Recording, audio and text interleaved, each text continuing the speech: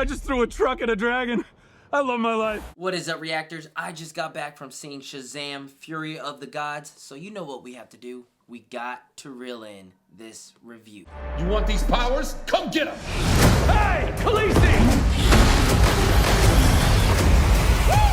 I love the very first Shazam film. I was very surprised by that. Matter of fact, I did not see the first film in theaters, but I did see it once it released on DVD and Blu-ray, and I enjoyed it quite a lot. But I will tell you this, I did not rewatch it after all these years until today, recently, just in preparation for its sequel. And to return back to that first film, I gotta admit, I still enjoyed it and had a very good time with it, and my opinions of that first film are still the same. But seeing that first film and then going into Shazam Fury of the Gods was the best thing to do, because it put me right back in that mood that I was once in back when that first film came out. And I gotta say, Shazam Fury of the Gods is a fun film. I was not expecting to have as much fun as I did with this sequel. I'm looking back at the trailers, the TV spots, and the marketing for this film, and it did not really hype me up. So my expectations going into this sequel were really, really low. And maybe that was a good thing, because like I said, I enjoyed it more than I was expecting to enjoy it. Now with this sequel, Shazam and the Shazam family are back in action to fight the Daughters of Atlas, who they must stop from using a weapon that could destroy the world. And that's the plot of this film. Very simple and easy, standard, generic superhero film. That's really what Shazam Fury of the Gods is. But what this movie does that I really like is that it stays true to its nature that the first film was. It hits with the comedy at times, and I say at times because the comedy can be a hit or miss, especially for me, and I'm pretty sure especially for you. The first half, it was working. Towards the second half, it started to fizzle out, and they started to do repetitive jokes, especially towards the end, just did not hit for me as they once did in the first act of this film. I think the first act of this film is really strong, especially the intro to this film, which got me excited to dive into this adventure with the Shazam and the Shazam family. Now, starting off with this cast, we got Shazam played by Zachary Levi. I think he's great, but I will tell you guys this, he is over the top. And I don't really like how they kind of dumb him down in this sequel, because there are times where I'm like, come on, this kid is 18 and he's making dumb decisions like this, especially as a superhero in the time of need. But yeah, Zachary Levi is clearly having fun, as you guys can tell. He loves the Shazam role, and I would gladly love to see him keep playing that role. But as we are in the state of the DCU and the ending of the DCEU, it's up in the air at this moment. We just got to see how this movie does at the box office. Hopefully it does, well. I never want to see a movie fail, especially a superhero film from Marvel or DC. I never want that to happen. But who knows? For Zachary Levi, this could be his last time playing Shazam.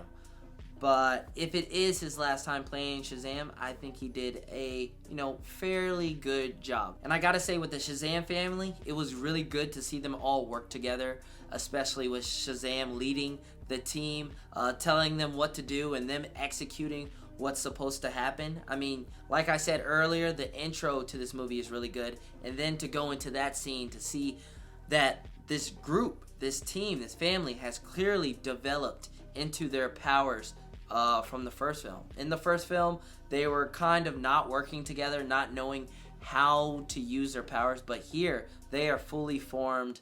Time has passed, and they are working together, and it's great to see. Speaking on the Shazam family still, focusing on the little kids, I think they were great in here compared to the first film. I enjoyed them in the first film, and we get a lot more of them in this film, and that is what I really, really like. But what stands out from that young cast is Jack Dylan Grazer.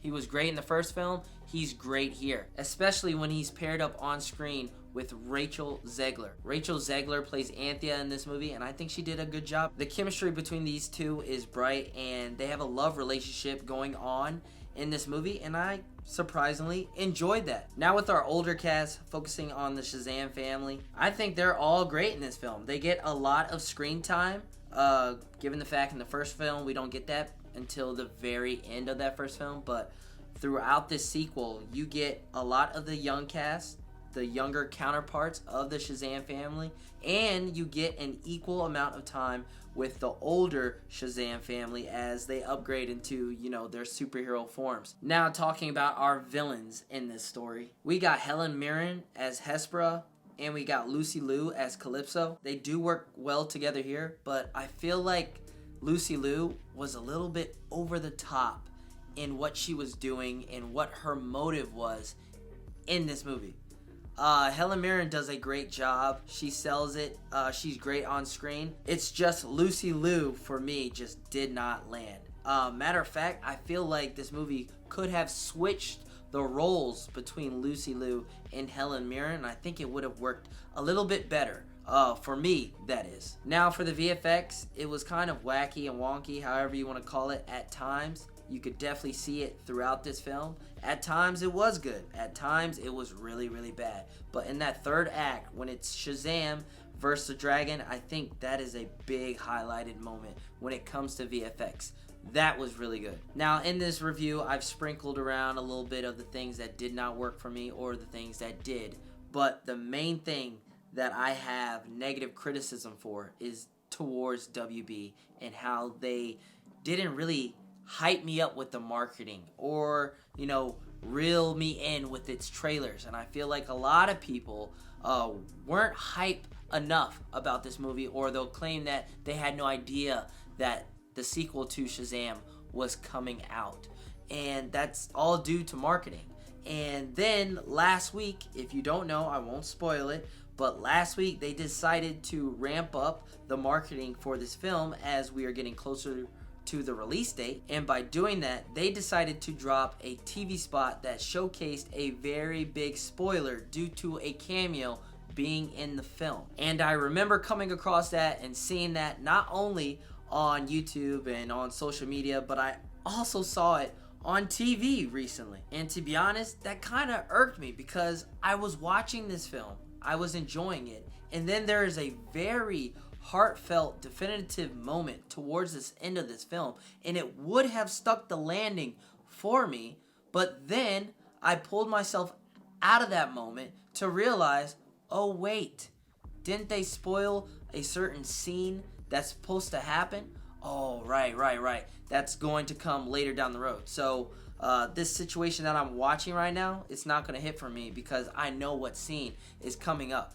Like, why would they put that significant? I mean, it is a big spoiler. That just tells me they are desperate to get people in the theater. But yeah, the cameo is great, but I really, really wish they did not put that in a TV spot. I mean, that is a massive spoiler. I won't say it here. You guys can easily go find it on YouTube or on Twitter or anywhere on social media. It's right there. But the cameo would have hit really hard for me, and that surprise factor would have definitely made me, that much excited if it wasn't revealed in a TV spot. But that is my main criticism, my main negative opinion about this film. Everything else is, very small details. With the jokes either not landing, the VFX being wacky at times, Zachary Levi being over the top, the villains not hitting as much, Helen Mirren doing great, like I said, but Lucy Liu not working for me. I mean, those are all minor things, but that spoiler being put in that TV spot is my main negative criticism that I have with Shazam, Fury of the Gods. But overall, with this movie, I just wanted to have fun. I just wanted to be entertained, and that is what Shazam, Fury of the Gods gave me. That is what I asked of the first film. That is what that gave me.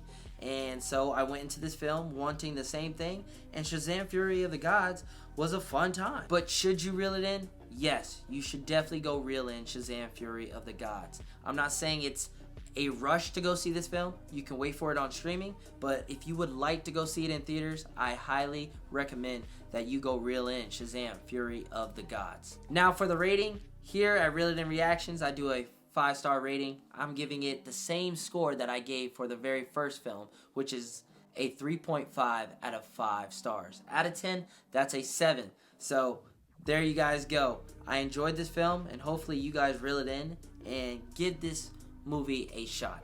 It's a fun film. That's all I asked. That's all I wanted. I got that. Now, obviously, which is better, the first Shazam or Shazam Fury of the Gods? And I will say this, I see these films neck and neck at each other. On the drive back, I was thinking the first Shazam film is better than the sequel.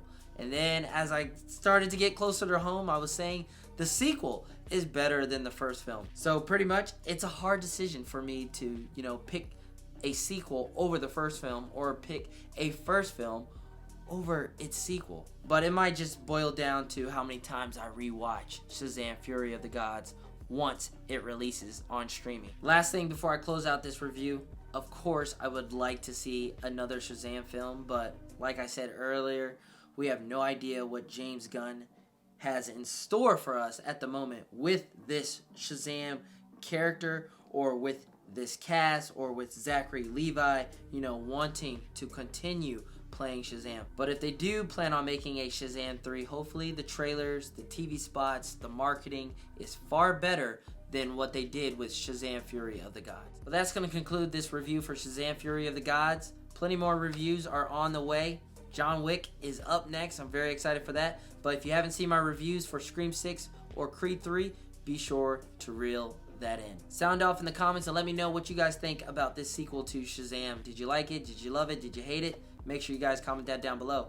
Like this video, hit that subscribe button, and turn on that notification bell so that you guys are ready to reel in the next video that drops here at Reel It In Reactions. I'm Reel It In Miles. I'll catch you guys in the next reaction video. Peace.